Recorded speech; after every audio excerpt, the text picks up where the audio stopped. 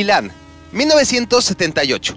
Un niño de 10 años, clase acomodada, baja el tranvía que le lleva del colegio de vuelta a casa. Solo cuando está especialmente cansado o de mal humor, baja en la estación que le corresponde, a unos 200 metros de su hogar. Por lo general, prefiere bajarse 2 estaciones antes. Correr, correr y correr. Le gusta la velocidad, disfruta el vértigo, le divierte competir. Paolino no siempre gana. A veces avista a sus vecinos bajar del tranvía mientras él sigue corriendo. Pero lo normal es que Paolino le gane al tren. En el instituto es el más rápido, el mejor del equipo de básquet, de fútbol, de cualquier actividad física. Y su padre, cómo no, está orgulloso. Cesare fue defensa central y capitán del Milan, que ganó la primera Copa de Europa del club en 1963. El Real Madrid había ganado las 5 primeras, el Benfica las 2 siguientes, y a la 8ª edición de lo que hoy conocemos como Champions League, el Milan del capitán Cesare Maldini evitó el tricampeonato del campeón portugués, para convertirse en apenas el tercer club capaz de ganar el ya prestigioso trofeo. La clave, dicen quienes lo vieron y escribieron la crónica, fue la implacable marca del capitán a Eusebio. Para entonces, Maldini ya había ganado 4 scudettos con la escuadra rossonera, y 3 años después de alcanzar la cúspide europea, Cesare dejó al Milan para jugar su última temporada como profesional en el Torino. Cesare Maldini no pudo tener niños a quienes llevar en los brazos a la salida del túnel de vestuarios, y vaya que lo intentó. Pero le salieron 3 niñas, Mónica, Donatella y Valentina. Y justo el año en que su padre se retiró del fútbol, nació Paolo. De modo que Maldini no vio nunca jugar a su padre, y aunque le sorprenda, no sentía nada por el Milan, lo que, si se estudia bien, tiene sentido. El Milan descendió a la Serie B por un escándalo de apuestas cuando Paolo tenía 11 años. Ascendió de inmediato, pero volvió a descender ahora por la vía deportiva. Entonces, el club de su ciudad, aquel que había sido capitaneado por su padre, era mucho menos llamativo y seductor que el equipo al que en realidad seguía Paolino. Sí, me piaceva tanto la Juventus. Sí, me gustaba mucho la Juventus, porque el primer torneo que vi fue Argentina 78, e Italia era prácticamente la Juventus, salvo Antonioli y algún otro. Italia, una tierra que vio nacer antes de Maldini a Giacinto Facchetti y a Gaetano Scirea y a Antonio Cabrini, 3 de los mejores defensores de todos los tiempos, para algunos los mejores de todos los tiempos. Luego, contemporáneos como Franco Baresi, Giuseppe Bergomi, otros más jóvenes como Alessandro Nesta, Fabio Cannavaro, y habrá quien incluya a los de nuestra generación, Leonardo Bonucci y Giorgio Chiellini. Entre todos estos gigantes, nadie es más venerado que Paolo, justo aquel que nunca ganó un mundial, ni una Euro con la selección. Pero volvamos al génesis. Es natural que los hijos quieran ser como sus padres, sobre todo cuando todo el mundo les dice lo exitosos que han sido. En cualquier caso, hijos de futbolistas u obreros, da igual. Es difícil encontrar un niño que no sueñe con ser futbolista. Cierto es que los hijos de las leyendas tienen el camino más despejado. El apellido les abre puertas en automático, de esas que no hay necesidad ni siquiera de empujar. Sin embargo, lo difícil en realidad no es llegar, sino mantenerse. Una realidad inmutable en cada aspecto de la vida, pero que aplica con mucho más fiereza para los hijos de los grandes jugadores del pasado, siempre sujetos a sospecha por parte de los compañeros y a perder en la comparación con sus padres desde la perspectiva de las gradas y del palco de prensa. Creo que a estas alturas ya intuirán que Paolo no tuvo ninguno de esos problemas habituales en otros juniors. El cálculo es simple. Las cuentas son fáciles. Desde 1954 hasta ahora, son muy pocos los años en que no ha habido un Maldini en el Milan. Primero mi padre, luego mi padre como entrenador, y luego yo empecé a jugar en el equipo juvenil en 1978. Y luego mis hijos se unieron al equipo juvenil cuando yo me retiré en 2009 y continuaron la tradición de esta camiseta. Tan solo 16 años, 6 meses y 25 días después de haber nacido, el cuarto hijo de Cesare Maldini y primer varón se convirtió en el futbolista más joven en la historia del Milan, récord que 37 años después nadie ha logrado superar. El Milan jugaba su segunda temporada en Serie A tras haber descendido poco antes. Era una fría noche en Friuli, con el campo del Udinese cubierto en nieve. El entonces conocido como Paolino, el hijo de Cesare Maldini, salió con el 14 a la espalda a jugar el segundo tiempo como lateral derecho. Sí, lateral derecho. Aunque en la banca había futbolistas más experimentados, Paolo fue el elegido para suplir a un jugador lesionado en la primera parte. Un debut que tomó desprevenido a su padre, quien esa tarde estaba entrenando a la selección italiana de la cual era auxiliar técnico. Y se enteró del debut escuchando el partido de vuelta en el coche. Desde entonces, Cesare no se perdería ni un solo juego más de Paolo. Milan perdía ese partido 0-1 y lo acabó empatando, gracias en parte a una tan limpia como extrema barrida, una de esas que con el tiempo se convertirían en su patente, si bien él siempre restó importancia a sus tiempistas limpias y quirúrgicas barridas para robar el balón y recuperar la posesión.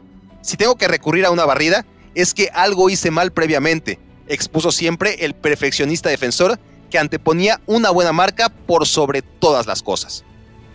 Su segunda temporada de 25 en el mismo equipo fue la primera con ese 3 que antes había portado la espalda de su padre y que ya nadie en la historia usaría en el Milan después de Paolo. Silvio Berlusconi aún no llegaba a cambiar la historia del equipo y del fútbol, pero faltaba poco. A mitad de esa temporada, Maldini fue reconvertido al costado izquierdo por su condición de ambidiestro, porque Paolo no era un zurdo con facilidad de usar la pierna derecha. No, esos no existen. Su perfil natural es derecho, aunque era tan bueno con el perfil izquierdo que nos hizo pensar a todos que en realidad era zurdo. Siempre fui bueno con ambos pies, con tendencia a usar mi derecha sobre mi izquierda, pero tuve que trabajar en muchos aspectos. Al final, lo maravilloso del fútbol es que hasta los 40 o 45, dependiendo hasta qué edad puedas jugar, puedes mejorar tu técnica individual. Y ahí está una de las claves de Paolo Maldini. En el fútbol moderno, los extremos zurdos suelen jugar por la banda derecha y los extremos diestros por la banda izquierda. A nadie puede sorprenderle. La intención ya no es llegar a línea de fondo y centrar con el pie natural, sino recortar en los últimos metros, acercarse a la portería y disparar con la pierna fuerte. Aplicada esta lógica a la inversa, los laterales defienden mejor a perfil cambiado. Una vez que corres hacia tu portería para defenderla, competirás mejor si eres derecho y corres por la banda derecha del rival. Por eso, en el fútbol antiguo y aún hoy, resulta habitual ver a zurdos jugar por la banda derecha y sobre todo a jugadores diestros jugando de defensa por la izquierda. El hándicap es cuando tu equipo tiene el balón, a menos de que te llames Paolo Maldini, claro. Si hubiera hecho carrera de lateral derecho, Paolo probablemente se habría prodigado más al ataque y registrado aún más goles y asistencias, pero seguramente no habría sido semejante garantía defensiva. Ronaldo Nazario. Es el mejor defensa que enfrenté en mi carrera. Cuando iba por su lado, la acción acababa ahí, prácticamente siempre. Entonces me iba al otro porque probablemente era más fácil. Definitivamente merecería haber ganado el Balón de Oro, no una, sino varias veces. Zinedine Zidane. Es difícil quitártelo de encima porque es rápido, firme, casi no comete faltas. Con la pelota parece un mediocampista elegante y destaca por encima del resto porque es poderoso. Cada vez que lo tenía que encarar en el 1 contra 1, yo prefería estar en la izquierda y no en la derecha. Roberto Baggio. Cuando lo tenías enfrente, sabías que no ibas a pasar. Era grande, fuerte con su cabeza, con su pie derecho, con su pie izquierdo. Necesitabas poner juntos a 15 jugadores para hacer uno como él. Paolo Maldini jugó aproximadamente el 54% de los partidos de su carrera como lateral izquierdo, el 45% de defensa central y el resto en posiciones emergentes como lateral derecho o mediocampista por izquierda. Su primer scudetto lo consiguió en la cuarta temporada. El Milan finalizaba 9 años de sequía. Era la primera campaña de Arrigo Sacchi como entrenador. Sus compañeros, poca cosa. Franco Baresi, Alessandro Costacurta y Mauro Tassotti en defensa. Carlo Ancelotti y Roberto Donadoni en medio campo y los recién llegados Ruud Gullit y Marco Van Basten en ataque. El Milan de la temporada 87-88 concedió 14 goles, y se impuso al Napoli de Diego Armando Maradona. Al año siguiente se incorporaron Demetrio Albertini y Frank Rijkaard. Tras despedazar 5-0 en semifinales al Real Madrid de Hugo Sánchez y la quinta del buitre, el Milan ganó la tercer Champions de su historia, aquella que había levantado por primera vez el capitán Cesare Maldini 26 años atrás. Paolo, considerado ya el mejor jugador menor de 23 años de la época, había dejado de ser tan solo el hijo de la leyenda, ya estaba a la altura de su progenitor, y al año siguiente la ganó otra vez. Steaua y Benfica fueron las víctimas finales de aquel Milan irrepetible. Bilancio lungo, il colpo di testa implacabile di Maldini, sfiora la palla di testa Pizurka, poi Maldini due volte, ancora Maldini, grande. En la temporada 1991-92, ya con Fabio Capello al frente, el Milan salió campeón invicto de la Serie A, y a la siguiente no conoció la derrota hasta la jornada 24. Un gol del colombiano Tino Asprilla dejó la marca del Milan de Maldini en apenas 59 partidos sin perder. El Milan ganó el Scudetto, obvio, y cayó ante el Olympique de Marsella en la primera de 3 finales de Champions que perdería Paolo Maldini. Nadie jugó más que él, por cierto. 8 finales de Champions League. 8.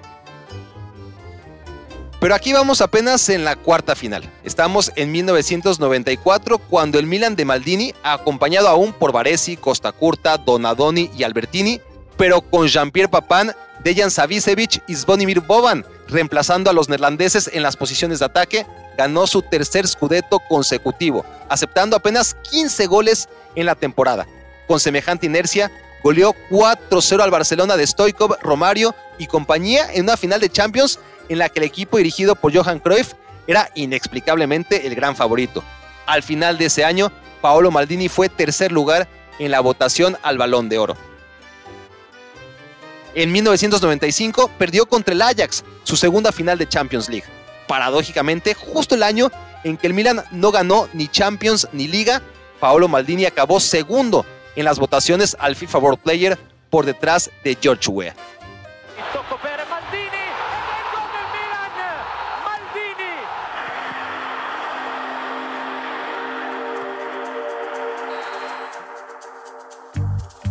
Maldini. 1996 fue otro año normal. Maldini ganó su quinto Scudetto, pero en 1997 sucedió algo extrañísimo, lo que nunca había pasado. El Milan, dirigido ahora por Óscar Tabares, sí, el que muchos de ustedes solo han visto dirigir a la selección uruguaya, dejó de funcionar.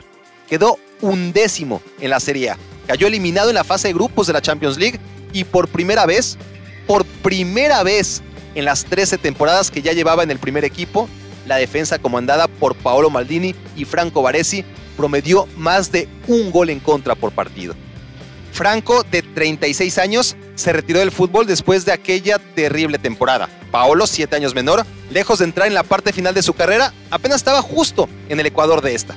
Dolido por algunos comentarios en su contra, se planteó aceptar la oferta del Chelsea de Gianluca Vialli, pero al final hizo lo mismo que cuando se le acercó la Juventus y tantos otros durante 25 años. Decir, no grazie. Marcel Desailly. Paolo Maldini Paolo Maldini es el jugador con mayor fortaleza mental que he conocido. Jugó como 24 años en un equipo top como el Milan, nunca suplente, casi nunca lesionado, porque había construido todo un profesionalismo.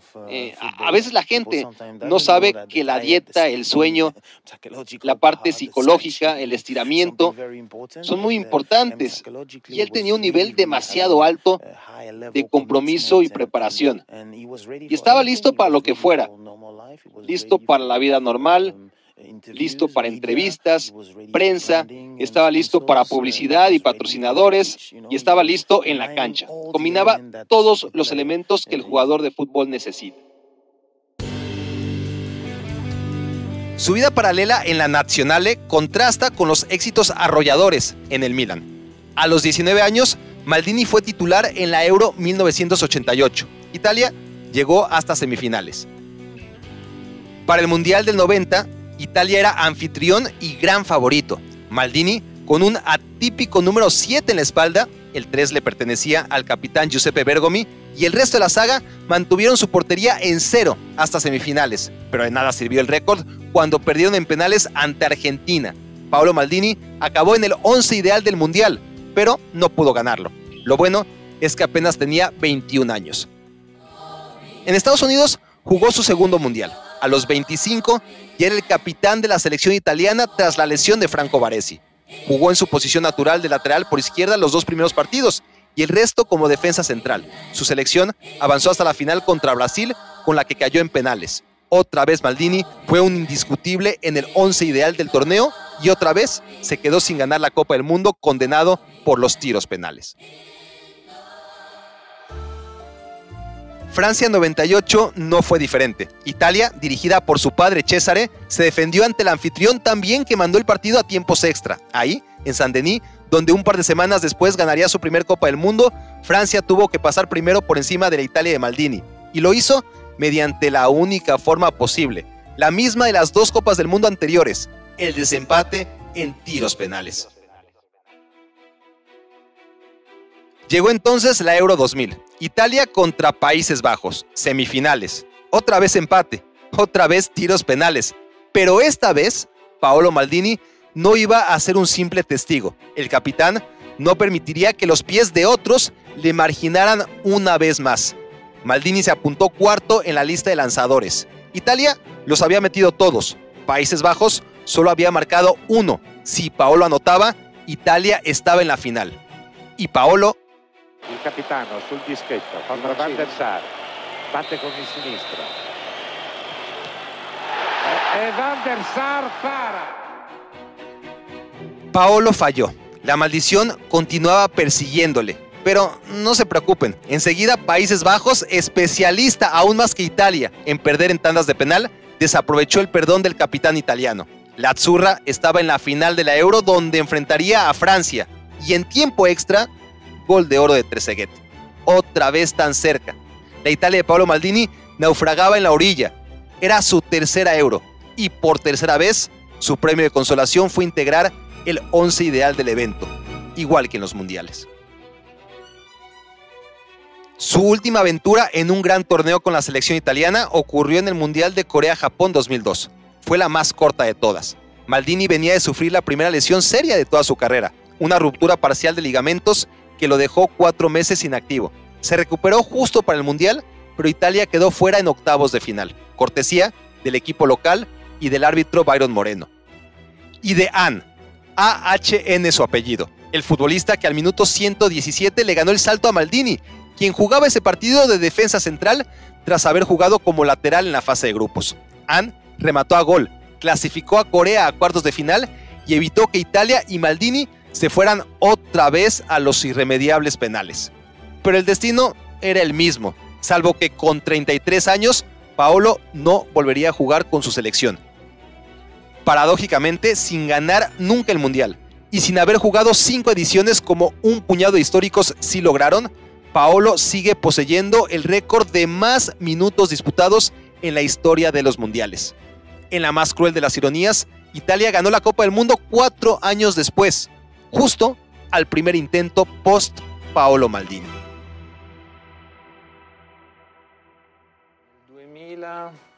Yo diría que tal vez en 2002, ahí sí que perdí los estribos.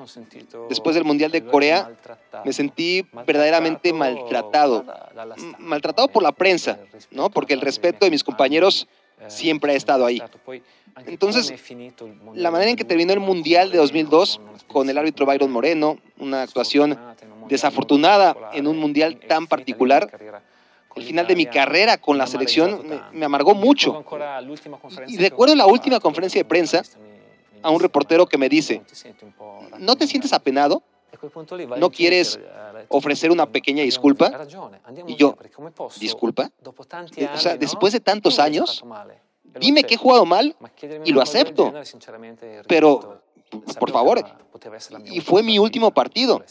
Y salir así realmente duele. Y también cuando perdimos en los penales en el 94, ahí también. Y lo piensas y realmente pude haber obtenido un par de trofeos más. Pero, ¿cómo puedo quejarme por lo que obtuve del fútbol al final de cuentas? La experiencia de jugar 4 mundiales, 3 Eurocopas, 14 años de carrera en la selección, no puedo quejarme en absoluto. Lancio di prima per l'inserimento di Maldini, grandissima azione di Maldini e gol. 3 años antes de su retiro de la selección, Maldini ganó en 1999 su 6ª liga, apenas la primera como capitán del Milan.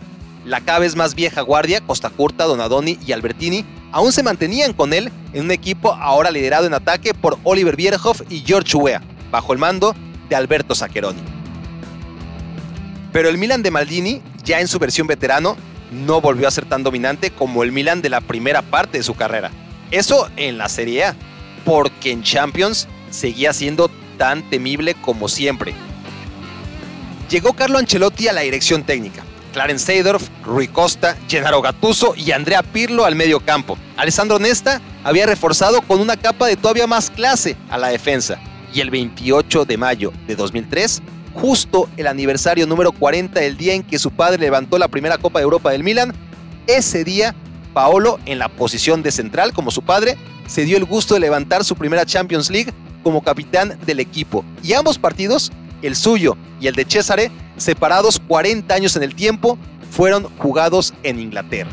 Por si perdieron la cuenta, era ya la 4ª Champions en la carrera de Paolo. En aquel 2003, Maldini quedó tercero en la votación a un Balón de Oro que ganó Pavel Nedved, su contrincante perdedor en aquella soporífera final de Champions League. Recuerdo que llevábamos 8 años sin jugar una final. De los 19 partidos que jugamos en esa Champions, porque esa temporada jugamos 19 partidos en la Champions League y yo los jugué todos, la final fue probablemente nuestro peor partido, pero la importancia del juego previno que el espectáculo fuera tan bueno como debió haber sido.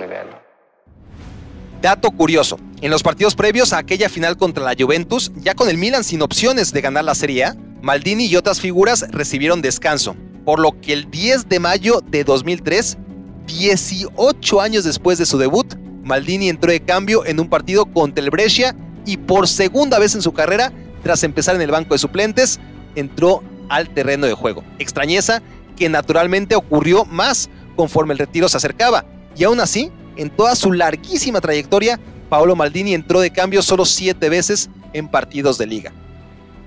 Durante muchos años de aprendizaje, los rivales habían entendido que la única forma de atacar al Milan era por su banda derecha. Y entonces llegó Cafú. En 2004, el rosonero no ganaría la Champions, pero sí volvería a abordarse el Scudetto tras 5 años de no conseguirlo. Que dados los estándares del Milan de Maldini, fue toda una eternidad. El capitano ganó a los 36 años la que sería su última liga con el Milan, la 7ª con un club que había ganado 10 Scudettos antes de que Paolo se hiciera profesional y que desde entonces, hace 17 años ya, solo ha ganado un Scudetto más, el de 2011, con Zlatan Ibrahimovic. Me hubiera encantado jugar con un futbolista como Paolo Maldini. Solo jugué en contra de él, pero no con él. Creo que habría aprendido mucho, no solo por el futbolista, sino por la persona.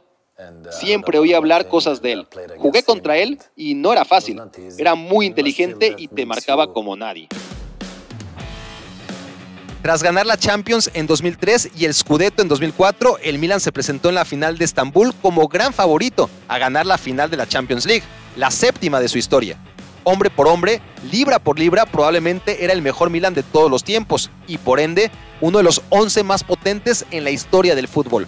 Dida en la portería, Cafú, Nesta, Stam y Maldini en defensa, Gattuso, Pirlo, Seedorf y Kaká en medio campo, Crespo y Shevchenko en el ataque. Una locura, solo superada por lo que pasó en aquel partido. Tan único, tan extraño, que Maldini, no precisamente un goleador nato, abrió el marcador con un derechazo al segundo 51 de juego. El gol más precoz en la historia de las finales de la Copa de Europa lo marcaba el futbolista más veterano que ha anotado en un partido de ese calibre. Los únicos récords que le quedaban por romper. ¿Quién iba a decir que ese partido que empezó tan bien para Maldini se convertiría en el peor recuerdo de su carrera? Lo que ocurrió a continuación, seguro que no es necesario que yo se los cuente. Fue un partido precioso por todo el drama, en términos deportivos, naturalmente. Desde que metí el gol sabía que algo no estaba bien. Era la noche perfecta, pero acabó siendo un desastre. Y me hace reír. De las 8 finales que jugué, gané 5, pero esta es la que más me recuerdan. Definitivamente ha dejado una cicatriz importante. Era un partido donde éramos favoritos y fuimos superiores el 90% del juego. En mi cabeza daban vueltas todas las ocasiones que perdimos y pensé que era mi última oportunidad. Tenía 37 años, creí que ese era el fin de mi carrera a nivel europeo. Son cosas dolorosas de digerir, pero en cuanto las aceptas, es más fácil ganarte una nueva oportunidad. Paolo Maldini perdió la tercera final de Champions en su carrera, en un partido imposible de perder ante un rival sumamente inferior. El año siguiente fue probablemente el más complicado. 3 años después de su primera y única operación seria, la rodilla que había resistido casi 1000 partidos de alta competencia volvió a pasarle factura y ya no lo dejaría en paz por el resto de su carrera. En aquella temporada, la 2005-2006, lo marginó 4 meses de las canchas. Su retiro era inminente. ¿Qué le quedaba por demostrar? 7 Scudettos, 4 Champions, más de 800 partidos, 38 años de edad. No había ninguna razón de peso para no colgar las botas en 2006, justo el año en que Italia, sin Maldini, había ganado la Copa del Mundo. Bueno, a lo mejor sí que había una razón. Por ejemplo, ganar una Champions League más. 2007, otra vez contra el Liverpool. Ahora, sin más emoción que la emanada de la garra de Filippo Inzaghi. Maldini, que había jugado de lateral izquierdo aquella final de 2005 y de central, la que ganó en 2003, volvió al eje de la defensa para acompañar a Nesta. Y el Milan ganó la Copa de Europa que se le había caído de la bolsa 2 años atrás. La 7ª del equipo, la 6ª de los Maldini, la 5ª de Paolo y la 2ª como capitán. ¡Álzala, Paolo! ¡Álzala!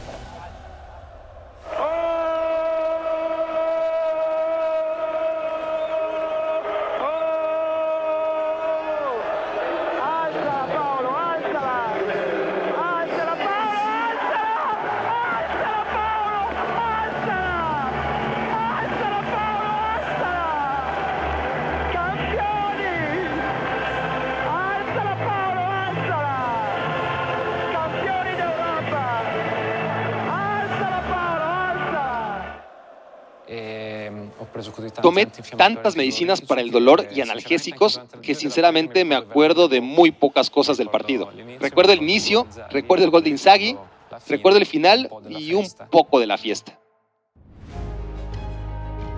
Adorado en Italia casi tanto como en el resto del mundo. Amado por los hombres, todavía más por las mujeres. Respetado profundamente por sus compañeros, pero venerado por sus rivales.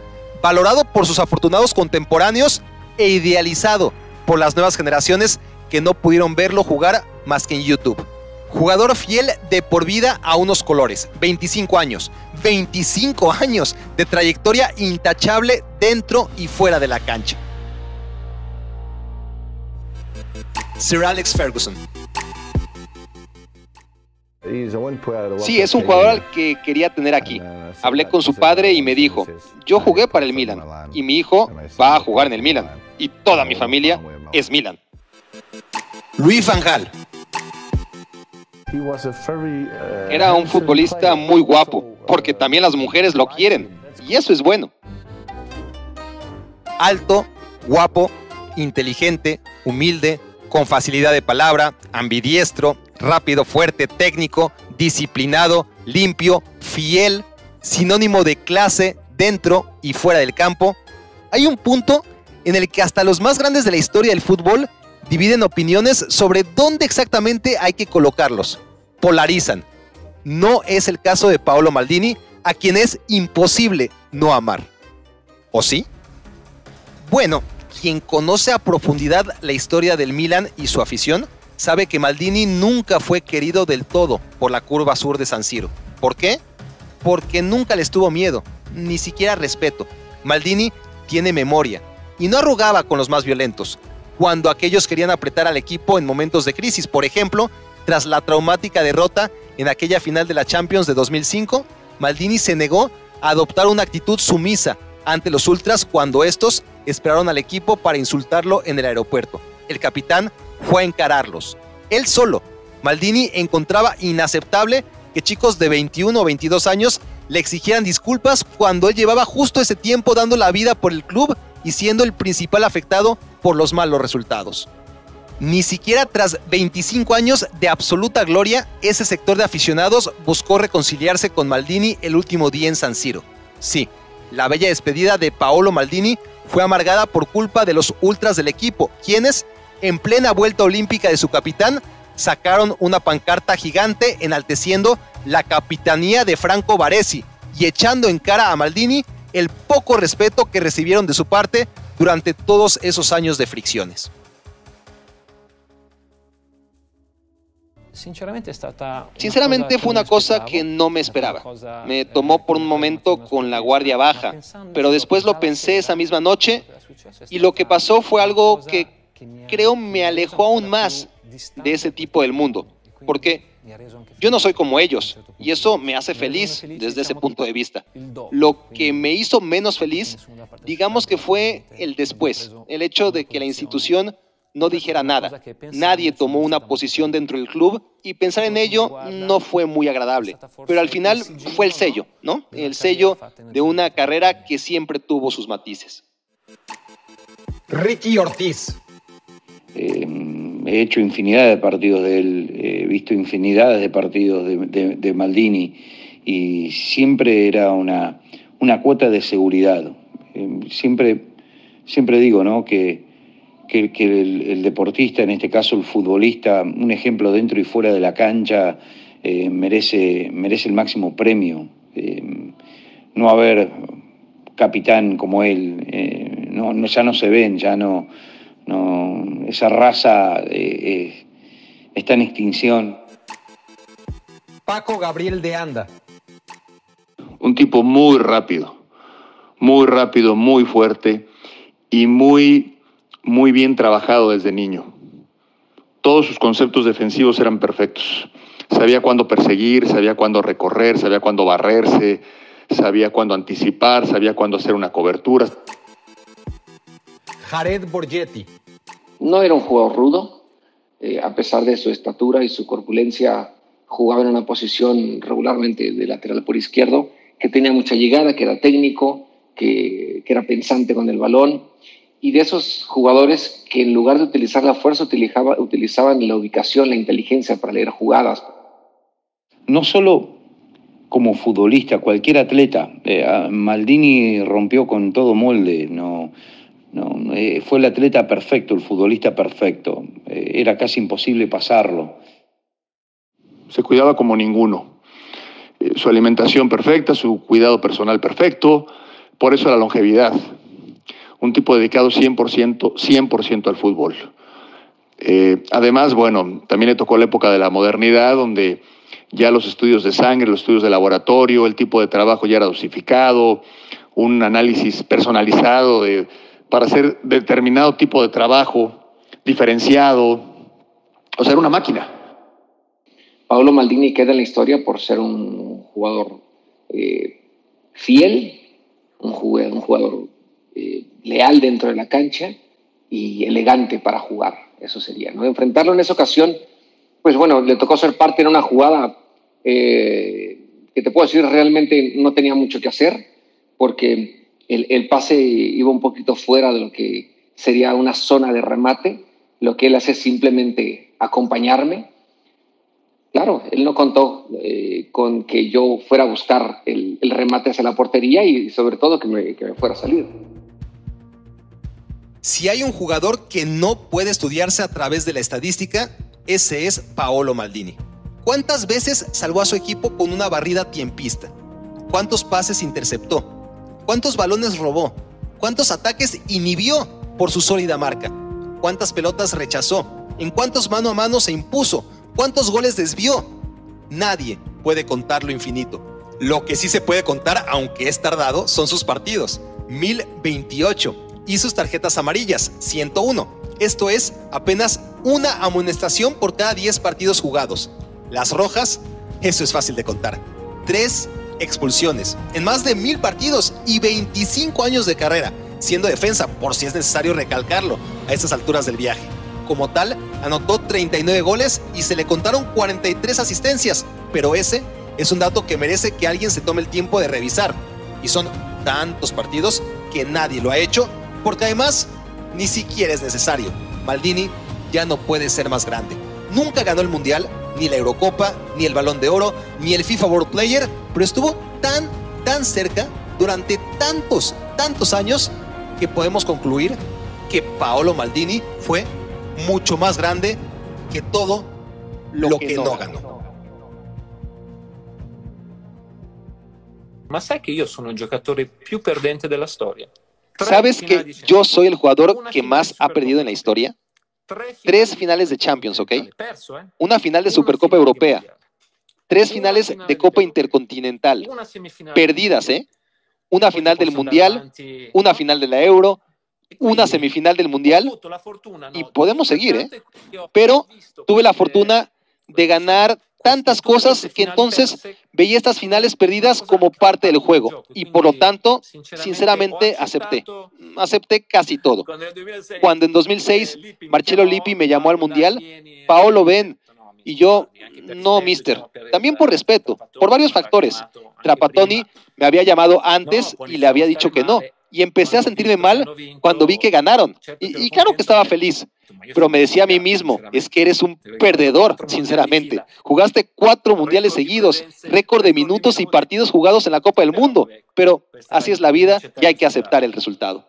Alzala Paolo, alzala Paolo, alzala Paolo, alzala ancora una volta Paolo. E ancora i fuochi artificiali in una delle serate più belle della storia del Milan. Alzala ancora una volta Paolo, alzala ancora una volta Paolo. Paolo mio, fuori di Drago, alzala, alzalatela. Paolo, alzala ancora. Manipolo da ragazzi della Via Pala, splendidi. Esto fue Me Quiero Volver Chango. Gracias por hacerme tu cómplice para matar el tiempo. Escuchaste el podcast de Barack Feber. Toda la información de los deportes con un toque de Barack.